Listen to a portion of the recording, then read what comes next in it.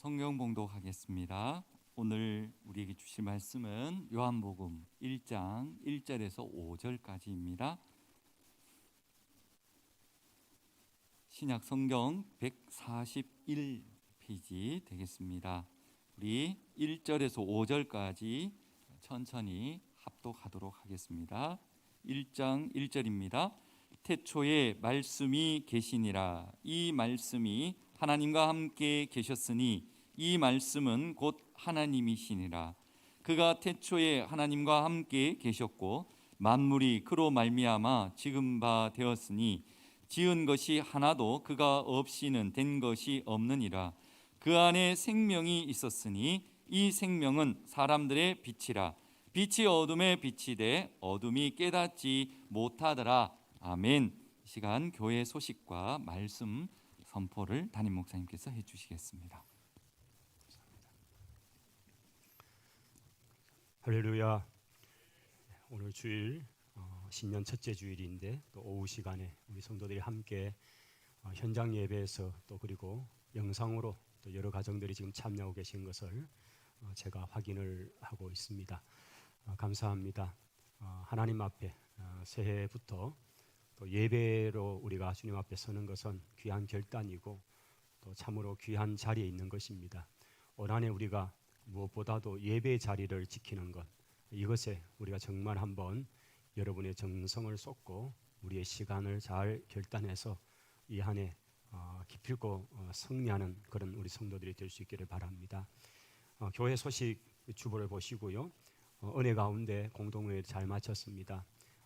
1부, 2부 우리 성도들이 나누어 예배를 드립니다. 공동회가 또 그렇게 진행이 되지 못해서 그래서 2부 예배 후에 진행했습니다만은 작년 한 해 하나님께서 우리 교회에 많은 복을 주시고 우리 성도들의 가정에 복을 주셨고 또 그 주신 복을 믿음의 고백을 따라 잘 헌금으로 이렇게 표현했고 또 그것이 우리가 예산했던 것이 4억 4,500이었는데 한 9% 정도 한 10%에 1% 정도 차이입니다만은 그럼 대강 한 4천만 원 정도가 더 이상 헌금이 들어와서 한 4억 8천 정도 이상의 헌금이 들어왔습니다. 그걸 잘 골고루 잘 사용하고 또 우리가 수년 동안 갖고 있던 부채도 이제 지난 11월 달로 다 갚게 되어서 참으로 감사합니다. 여러 가지 우리가 위축되고 그래서 사역을 못한 일들이 많았지만은 그러나 또 그것이 잘 이렇게 활용이 되어서 일단 우리가 빚이라는 그 짐을 이제 벗어버리게 되었고요. 이제 올해는 우리가 더 선교에 집중할 수 있고 또 장학 사업이나 구제 사업에 더 집중할 수 있다는 것은 너무나 참 감사한 일입니다. 다시 한번 우리 성도들 감사를 드리고 또 무엇보다 하나님께서 우리에게 그런 은혜를 주신 것에 감사를 드립니다. 다음 주 우리 오전 예배 시간을 통해서 선교 헌금을 작정하는 그런 순서를 갖습니다. 올해는 말씀드린 대로 월정 헌금을 드리는 헌금은 선교 헌금 하나입니다. 선교위원회 모임이 다음 주 오후에 있고요. 결국 새해가 시작되면 결국 우린 다시 말씀 앞에 서야 되는 겁니다. 말씀과 기도 외에는 거룩함을 이룰 수가 없잖아요. 그래서 말씀의 또 훈련 이것이 필요해서 성경 일도학교 신약 성경방 우리가 또 운영이 될 겁니다. 1월 중순부터 시작이 될 텐데 여러분께서 신청하셔서 신약 성경방 여러분께서 잘 참여해 주시고요. 한 12주, 13주 이렇게 진행이 될 겁니다. 그리고 내비 따라 성경 읽기. 우리 성경의 순서가 약간 역사적 순서와는 조금 이렇게 차이가 있습니다. 큰 테마별로 되어 있는데 성경의 기록 순서, 역사 순서대로 우리가 성경에 있는 것들을 하는 그것이 내비 따라 성경 일독입니다. 6개월 과정입니다. 여러분께서 신청하시면 매일같이 카톡을 통해서 여러분께서 함께 참여할 수도 있습니다. 성경 읽는 부분에도 많이 참여해 주시기를 바랍니다. 슬픔을 당한 가정 주의 위로하심이 함께 하시기를 바라고요. 1월 달 우리가 또 해야 될 여러 사역들 이제 출발하는 귀한 이 선상에서 다시 한번 우리의 옷을 새롭게 하고 좀 허리를 쪼라매고 부지런히 달려갈 수 있는 그런 준비, 그 출발선을 우리가 잘 출발했으니까 이 경주를 완수할 수 있도록 부단히 애를 써 주시기를 바랍니다. 이제 오늘 주시는 말씀은 오늘 또 봉독하셨던 요한복음 1장의 말씀을 통해서 우리가 하는데요. 우리가 지금 매일 성경 말씀을 우리 교회가 함께 하고 있습니다. 이 매일 성경에 1월 1일 어제부터 시작해서 요한복음의 말씀이 다음 달까지 이렇게 좀 진행이 됩니다. 그래서 우리가 작년 한 해 동안에 참 여러 달에 걸쳐서 요한복음의 말씀으로 우리가 은혜를 많이 누렸던 기억이 있습니다. 연초가 시작되고 한 2달 시간이지만은 다시 한번 요한복음을 좀 집중적으로 매일 이렇게 보시고 묵상하시면서 요한복음을 통해 우리에게 주신 주님의 그 말씀, 그것을 다시 한번 우리 마음에 새기는 그런 귀한 기회를 가지면 좋겠다, 그렇게 여겨집니다. 저는 오늘 이제 요한복음이 시작되기 때문에 요한복음 전체 부분을 좀 간략하게도 소개를 하고, 또 특별히 이제 시작되는 이 부분에 요한만이 가지고 있는 독특한 그의 신학이 있죠. 그것은 예수 그리스도에 관한 그의 신성에 관한 부분을 누구보다 잘 드러내고 있는 이 부분을 좀 중심해서 말씀을 드리고자 합니다. 요한복음이 시작되면 마태나 마가나 누가 같이 어떤 족보를 통해서나 또는 그분의 사역을 통해서가 아니고 그분 자체가 모든 세상이 존재하는 것 앞에 선제해 계시는 분으로서, 모든 세상의 피조물보다 먼저 계신 분으로서 그분의 신성에 대한 부분을 가장 먼저 밝히는 1장 1절의 말씀이 우리 앞에 있습니다. 마치 창세기 1장 1절에 태초에 하나님이 천지를 창조하시니라 라고 했던 그 말씀같이 요한복음 1장 1절은 태초에 말씀이 계시니라 라는 것으로 시작을 하는 것을 보게 됩니다. 우리 한번 1장 1절 한번 같이 한번 보실까요? 우리 같이 읽겠습니다. 태초에 말씀이 계시니라. 이 말씀이 하나님과 함께 계셨으니 이 말씀은 곧 하나님이시니라. 아멘. 여러분, 1세기 성도들이 이 성경을 딱 대했을 때에 어떤 그 느낌일까요? 이 서신 복음서 이것을 딱 들었을 때에 아마 엄청난 충격이었을 겁니다. 엄청난 충격이었을 겁니다. 왜냐하면 그들이 구약을 능통한 사람들이잖아요. 구약 성경이 아주 능통하고 그들이 사용하던 것이 바로 그냥 하나님의 율법, 규례 이러면 그냥 구약 성경이죠. 특별히 그 가운데는 토라고요. 그리고 그 토라의 가장 핵심은 레위기입니다. 이제 1월 셋째 주일부터 제가 올해 한 9월, 10월까지가 레위기를 중심해서 말씀을 전하는데, 사실은 레위기를 주일 오전에 그것도 매장해서 이렇게 시리즈로 성교하는 것은 거의 사실 도전하기 쉽진 않을 겁니다. 아마 저도 처음 도전입니다. 그런데 유대에서는 지금도 5살 되면요, 이 아이들 유치원이거든요. 이 아이들에게 토라는 모세오경을 가르치는 히브리 말이죠. 이 모세오경 교육을 시작할 때 가장 먼저 5살 유치원 아이에게 가르치는 성경이 레위기입니다.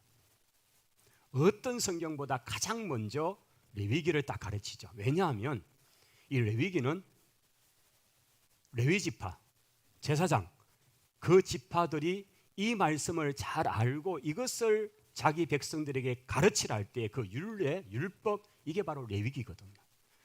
모세오경의 가장 핵심이 레위기고, 이 레위기 법대로 살아가느냐 살아가지 않느냐를 가지고 하나님께서 그 백성에 대한 징계, 축복, 이게 판결이 나거든요. 그리고 레위기 전체는 딱 하나의 단어를 뽑아내면 거룩입니다. 거룩. 그러니까 모든 성경의 가장 핵심되는 내용이 사실은 그게 이제 구약으로 말한다면 레위기에 되어 있는 거죠. 그래서 이 레위기 법을 따라서 백성을 가르치는 것은 레위 지파의 책임이고, 그 레위 지파 안에 제사장이 있고요. 그다음 그 말씀을 지키느냐의 문제는 또 백성들의 책임이고. 근데 이것이 온전히 잘 되어질 때는 하나님께서 기뻐하시고 하나님 영광을 받으시고, 이것을 파괴하고 무시하고 이것을 가르치지 않을 때는 그 공동체 자체가 무너지게 되고, 오늘 우리가 오전에 보셨던 것처럼 솔로몬의 그 기도 속에 또 그 속에 하나님 하셨던 것처럼 너희가 아무리 높은 곳에서 있지라도, 예루살렘에 그리고 성전이 아무리 높을지라도 주변의 사람들에게 지나가면서 소롱거리가 되고, 저들이 왜 저렇게 망한 줄 아느냐, 속담거리 웃음거리가 되게 할 때에 저들이 자기를 인도한 하나님의 말씀을 저버리고 지 마음대로 살다가 적골 당해서라고 조롱거리로 삼켰다는 겁니다. 바로 그 근거가 레위기, 하나님의 말씀인 거죠. 자, 이런 것에 익숙해 있는 유대인들에게 있어서, 그런데 갑자기 예수 그리스도에 관한 이야기를 꺼내면서 태초에 말씀이 계시는데, 그 말씀으로 번역된 것이 로고스입니다. 이 로고스는 당시 헬라 사회 문화 속에서 모든 세상의 질서를 일으키는 가장 핵심적인 단어입니다. 로고스. 세계 질서를 움직이는 하나의 그 질서들의 핵심적인 단어 로고스. 근데 그 단어를 가지고 이 로고스를 제2위 하나님인 예수 그리스도 성자 예수님께 바로 그 지칭을 하는 겁니다. 제가 언젠가 한번 그런 말씀을 드린 적이 있죠. 선교사님들 중에는 성경이 없고 말씀이 없는 그 지역에 들어가서 그 땅에 살면서 언어를 배워서 그 땅의 언어를 가지고 성경을 번역하는 분들이 계시다. 위클리프 같은 선교단체가 그렇습니다. 이분들은 그 땅에서 10년, 20년 살아야 이제 언어를 알고 문화를 알고 그 다음 성경을 번역을 합니다. 여러분 그렇지 않겠습니까? 한 아이가 말을 가르치는 것도요 얼마나 참 그 신기한 일이잖아요. 아마 이제 2살, 3살 된 손주들이 뭐 아빠, 엄마, 할매라고 하면 그냥 자절어질 거죠. 막 카톡에 담고 동영상에 담고 분명히 했다는 거죠. 그 말을 아무리 들어도 그 말이 아닌데 했다는 거예요. 이런 신기함이 얼마나 반복하고 반복해서 아이가 그걸 가지고 이제 하죠.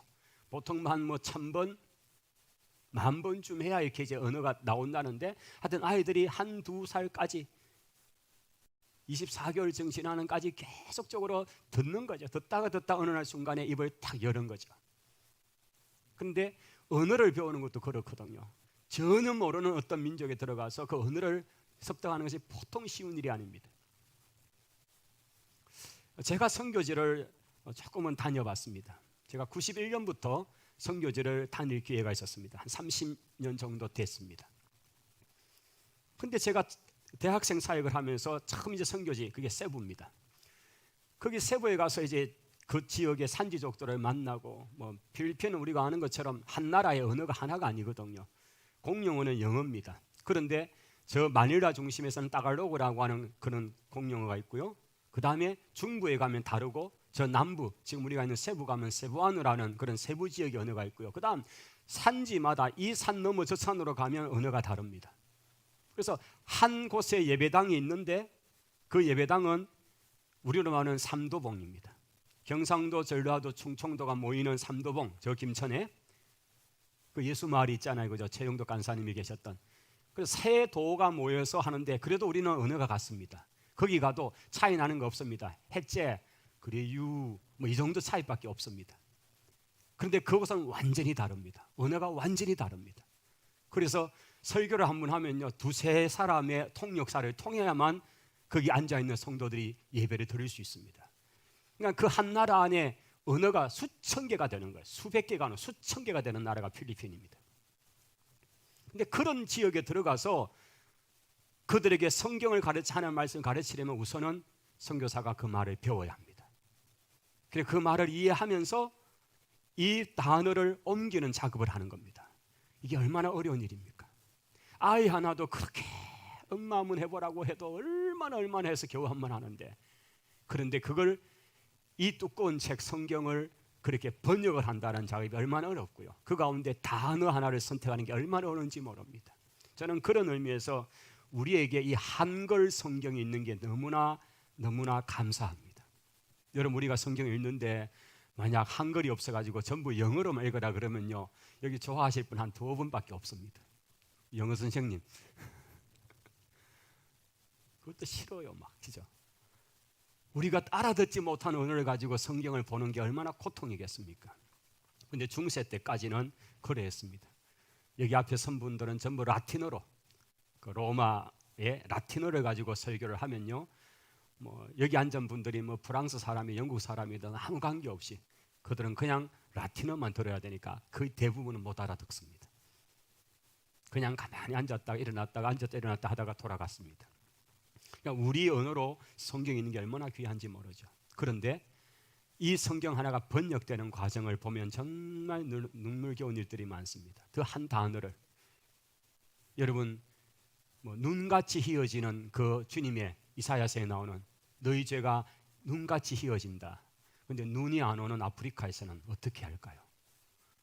눈이 없는데 양털같이 뭐 이런 개념할 때 그 양이 없는 민족에게는 어떻게 이역될까요? 이런 거 하나하나가 번역하는 분들에게는 엄청난 그래서 어떤 지역에는 닭을 잡아다가 그 닭의 피로서 서로 어떤 화해하고 하는 그게 있어서 그쪽 지방에는 양으로서 어린 양으로서 아니고 피로서 닭의 피로서 서로 죄사함 이 개념을 얘기를 해줘야 되는 거야. 그렇게 의미를 바꿔놔야 됩니다. 여러분 어린 양 예수님이 아니고 이거 참 설명하기 뭐하네요. 이상한 복음이 될까봐. 근데 그쪽에는 그렇습니다.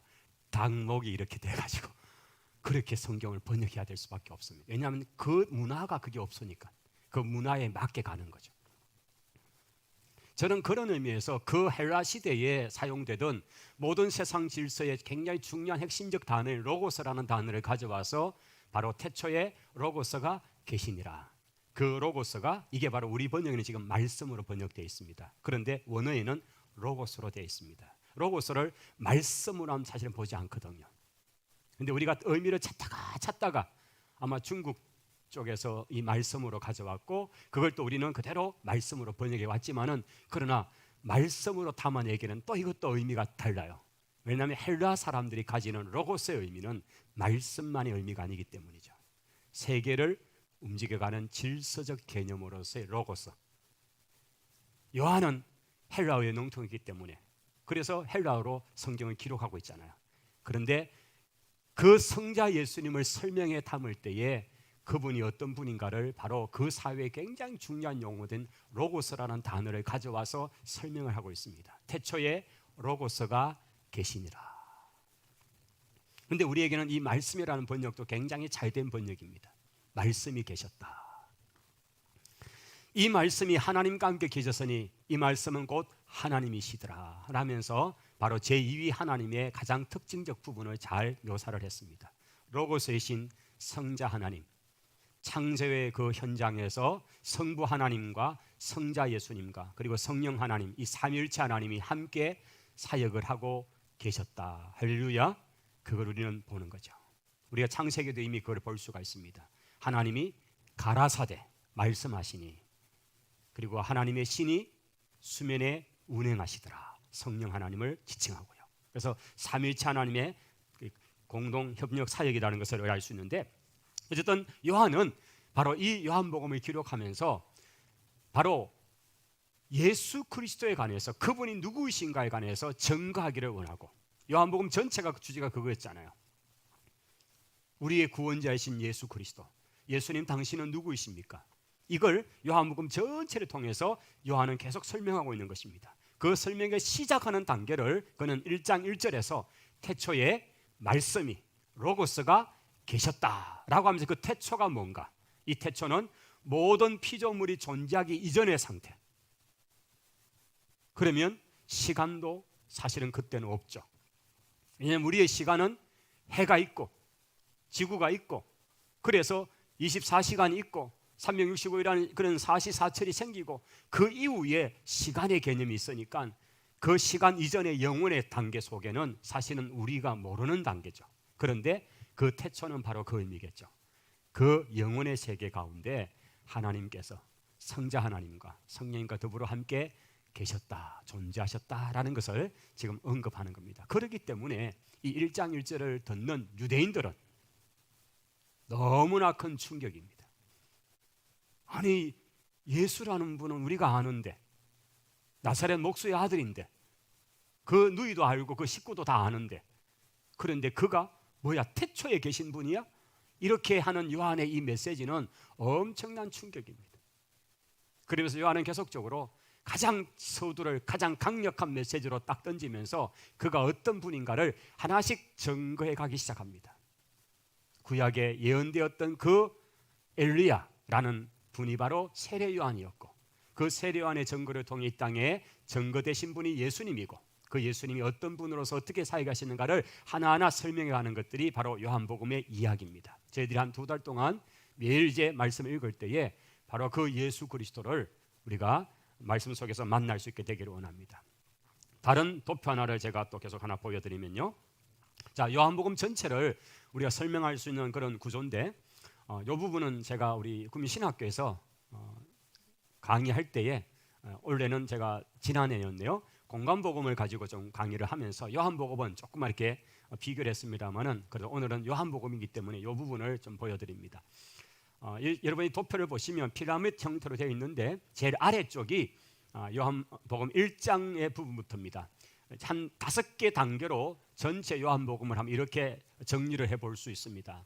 가장 시작은 예수님이 누구인가라는 부분을 가지고 출발합니다.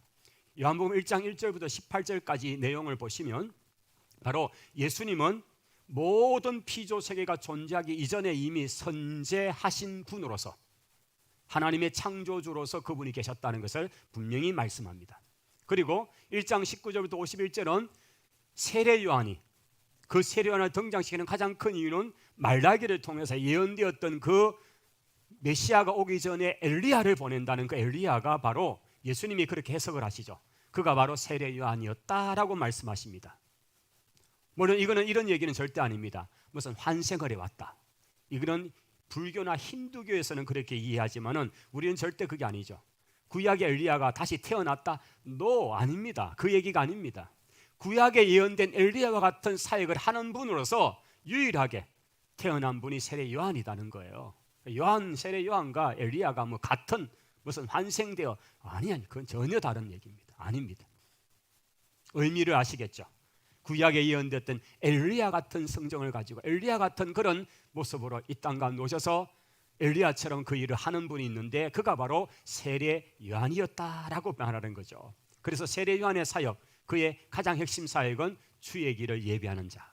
그래서 세례 요한의 설명을 언급을 하고 있습니다. 그리고 세례 요한과 예수님 사이에 중요한 연결고리를 갖게 되는 것은 바로 세례 요한의 제자들이 예수님의 제자로 영입이 되는 이 과정을 설명하는 것이 1장 이야기입니다. 세례 요한에게 여러 제자들 중에서 대표적으로 안드레라고 하는 그런 제자가 있고요, 요한이라는 제자가 있었습니다. 오늘 성경의 기록인 이 저자 사도 요한이 바로 원래는 세례 요한의 제자였습니다.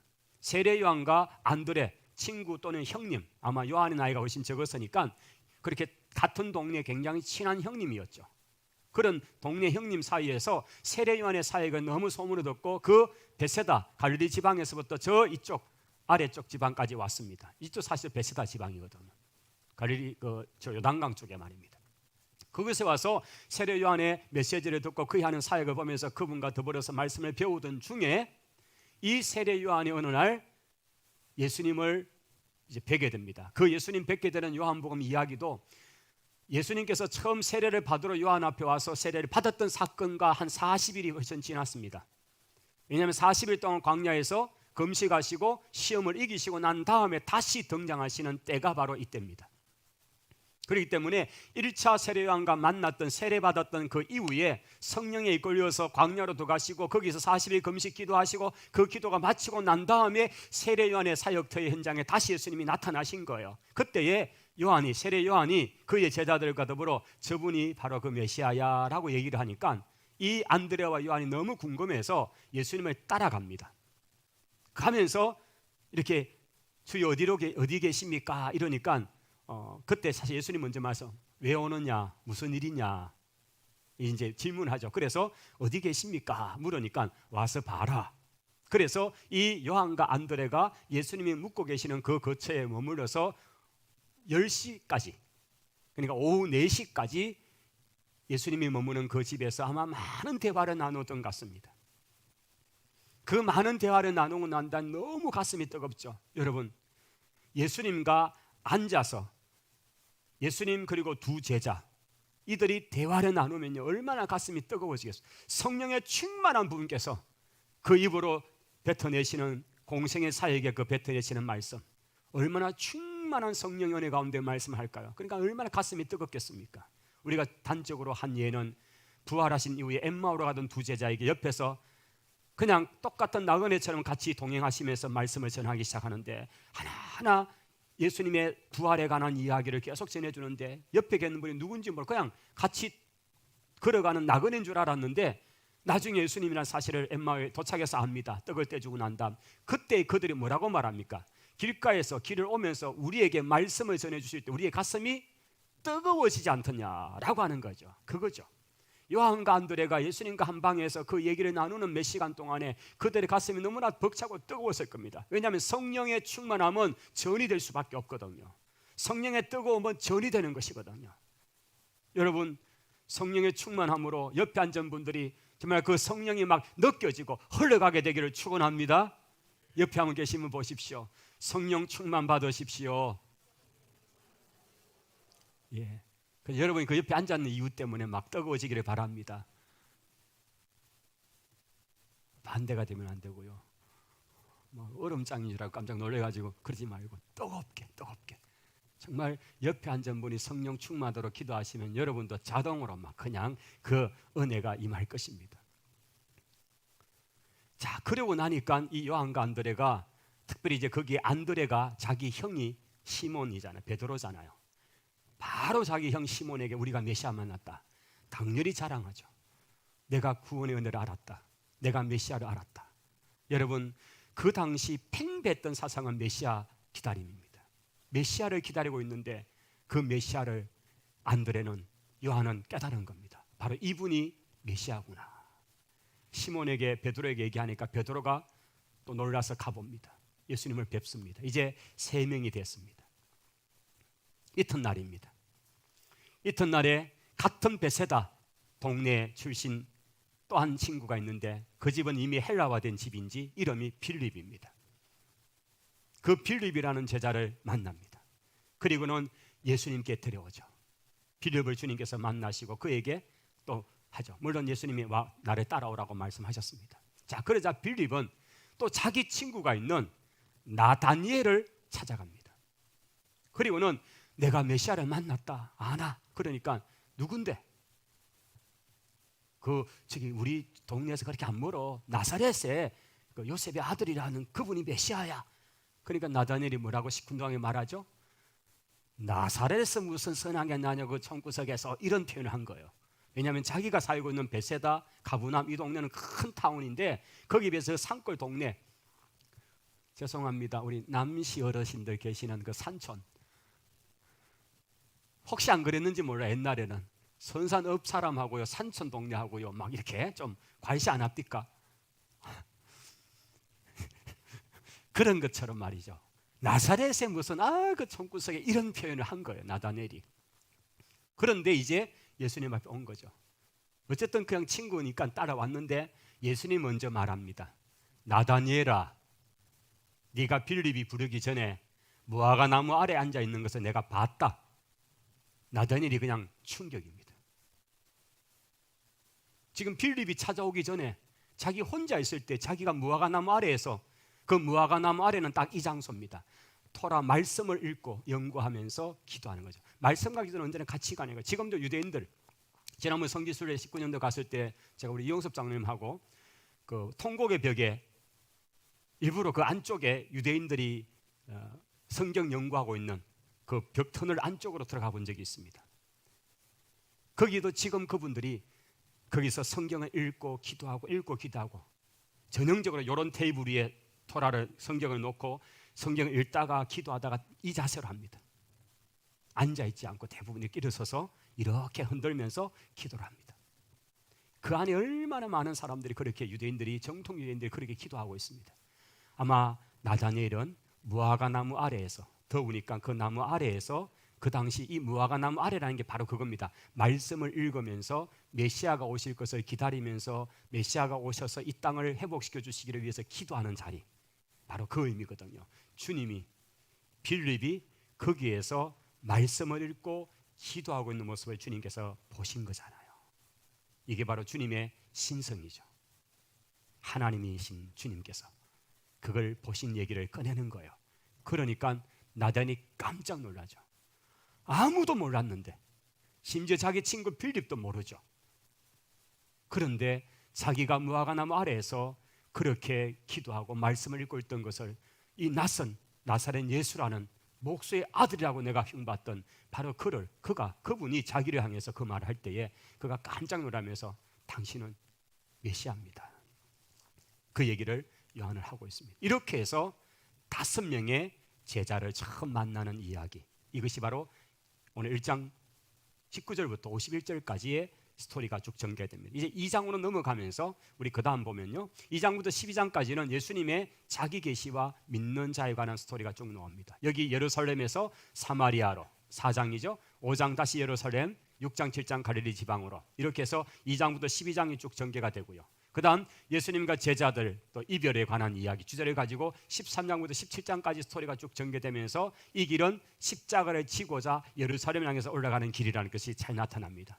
그리고 요한복음의 18장, 19장, 20장, 21장은 주님의 십자가의 죽으심 그리고 부활하심의 이야기까지 해서 21장까지 스토리를 이렇게 5개로 전개를 할 수 있습니다. 조금만 더 보면요, 자, 이제 이 서론적 부분에서 1장에 가면 바로 로고스 송가입니다. 로고스, 말씀이신, 즉 성자 하나님인 예수 그리스도에 관한 찬송이죠. 예수님은 누구이신가? 여기 오늘 1장 1절부터 18절까지를 보시면 그분은 일단 로고스, 말씀입니다. 그분은 하나님이십니다. 그분은 생명입니다. 그분은 참 빛이시고요. 그분은 하나님의 유일한 독생자이시다. 할렐루야. 이것이 바로 예수 그리스도에 관한 요한이 지금 전개하고 있는, 소개하고 있는 그분에 관한 이야기입니다. 예수님이 누구이신가? 오늘 이 5가지가 18절까지에 쭉 나타난 이야기입니다. 그 다음 이제 이미 제가 설명을 했기 때문에 이 큰 2번째 부분은 예수님의 첫 제자 5명이 만나지는 이 과정들에 관한 스토리가 이렇게 쭉 전개가 되는 것입니다.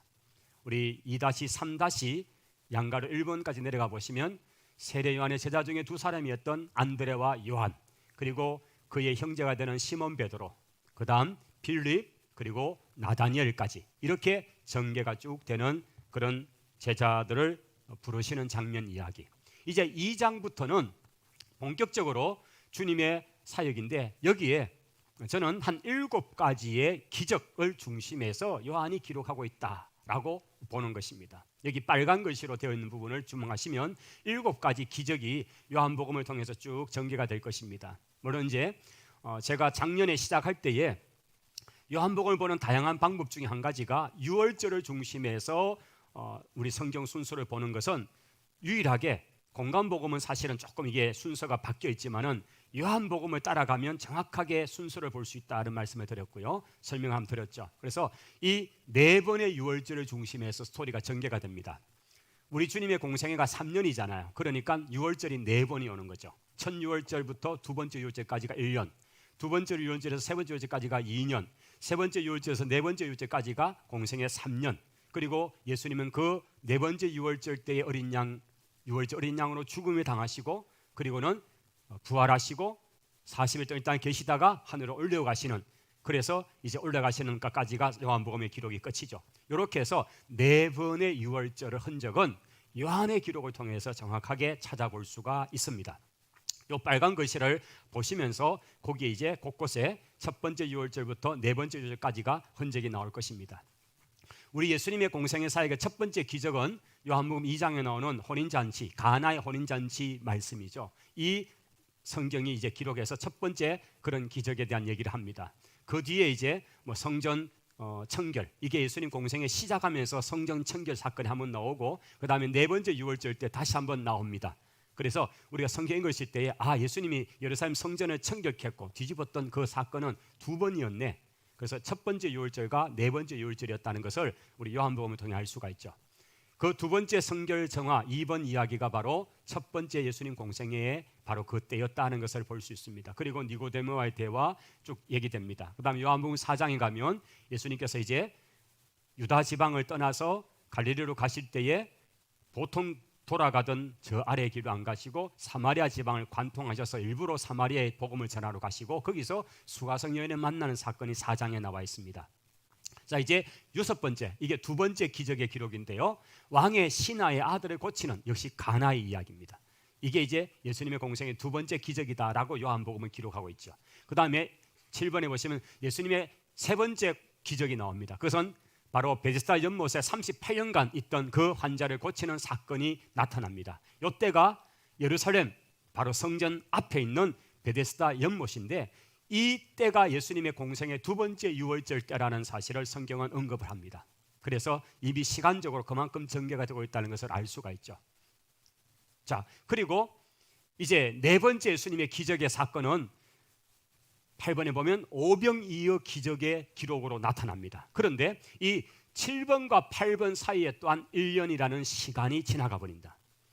7번이 예수님 공생의 이제 두 번째 맞는 유월절이었고, 오병이어 기록 이 사건은 예루살렘에 예수님 오지 않으셨지만은 예수님께서는 그 베세다 들녘에서 세례 요한이 참수당한 소식을 듣고 너무 마음이 상하셔서 그래서 주님이 한정곳으로 물러가셨다고 되어 있습니다. 그것이 바로 베세다 들녘이었고, 그런데 거기에 수많은 사람이 또 따라옵니다. 그것을 위해서 오병이어로서 먹이시는 그 장면, 때가 유월절이라는 것을 분명히 요한은 언급합니다. 이것이 예수님 공생의 세 번째 유월절입니다. 자, 그래서 요한의 기록에는 시간의 개념이 시간 따라 막 서술되는 게 아니라 순서는 그렇게 가더라도 이것이 그냥 점프를 벅벅 하더라도 중요한 기적을 중심에서 기록을 하고 있다. 그리고 몇 가지 기적이라고요? 7가지 기적을 중심에서 스토리를 지금 전개하고 있다는 거죠. 자, 이제 5번째 기적은 9번째 보시면 무리를 걸으시는 장면입니다. 이것은 바로 이 네 번째 오병이어 기적을 마치고 제자들을 빨리 먼저 보내시고 예수님께서 손수 그 사람들을 집으로 다 보내시고 산에 좀 기도하시다가 막 물을 바다를 거스려서 고통하고 있는 그들 앞에 무리를 처벅처벅 걸어오시는 장면으로 기록이 바로 연결됩니다. 이것이 바로 5번째 주님의 기적의 이야기로 나타납니다. 그 다음 여러 가지 또 일들이 계속 일어납니다. 그러다가 13번째로 가보시면 6번째 기적이 나타납니다. 날 때부터 맹인된 사람을 고치는 이 사건은 바로 예루살렘에서 일어납니다. 여기서 실로암으로 보내는 이야기, 여러분 기억나시죠?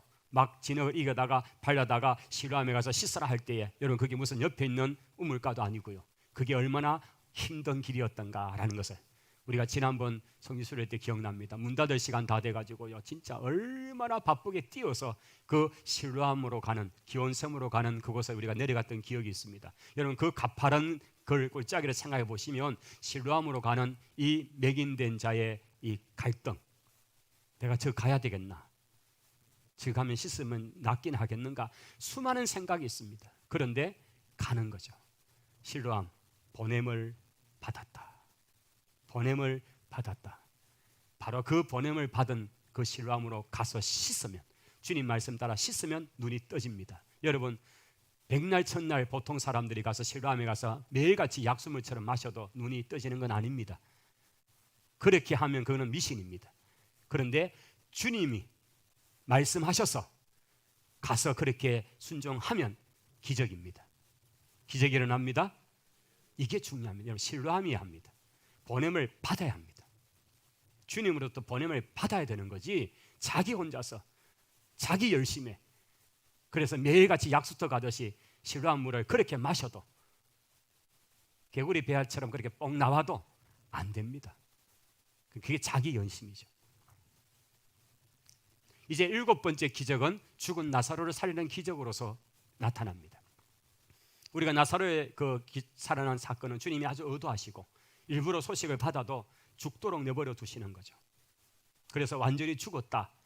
그리고 나서는 아마 하루끼 되는 길을 주님께서는 계산을 하고 죽은 지 나흘 되는 날에 드디어 그 나사로의 동네 그것으로 주님께서 나타나셨습니다. 굉장히 의도를 가지신 거죠. 우리 주님이 때로는 적극적으로 응답하지 않은 이유가 있다. 우리가 완전히 망하도록, 우리가 완전히 죽도록, 우리 완전히 손을 들 때까지 주님은 안 본 채 하고 계신다. 여러분 지금이 어떤 자리인지를 기억하십시오.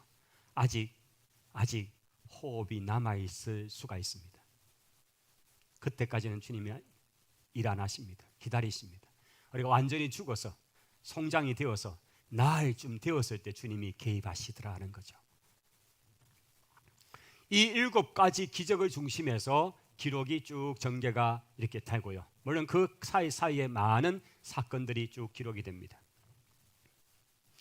이제 13장 이후로 쭉 가시면 예수님과 제자들의 어떤 그런 이별에 관한 이야기, 이제 떠남의 이야기가 주제가 되어서 쭉 전합니다. 여러분 성경일전을 공부하신 특히 요한복음을 따라 보시면 이 주제가 굉장히 잘 나타나는 걸 보게 됩니다. 다락방 강화라든지 감남산 강론이라든지 포도나무 비유라든지 여러분 그런 것들을 여러분 뭐 감다포 아시죠? 감다포 내가 감포는 알아도 감다포는 모른다. 기회입니다. 이번에 초청하겠습니다. 어성경 꼭 들으시기 바랍니다. 이런 말씀들이 쭉 전개가 됩니다. 그 다음 예수님의 고난과 죽음의 스토리, 주님의 사역의 가장 결정적인 장면까지 쭉 옵니다. 이것이 이제 성경 막바지를 향해서 쭉 가고 있습니다.